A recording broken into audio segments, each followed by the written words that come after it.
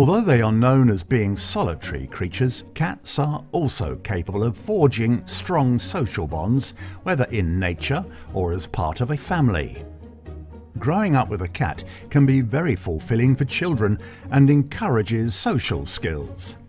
Excited about their new family member, children can sometimes feel a bit overbearing to your cat. Be sure to channel your children's enthusiasm by telling them about their new friend's needs.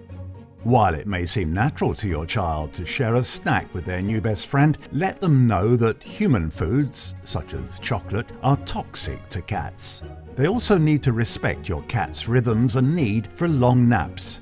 Forcing a cat to be social could trigger a defensive response.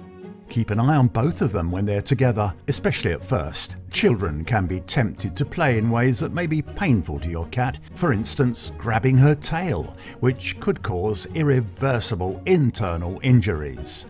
It's always a good idea to empower your child by entrusting her with special chores, which you can monitor at first.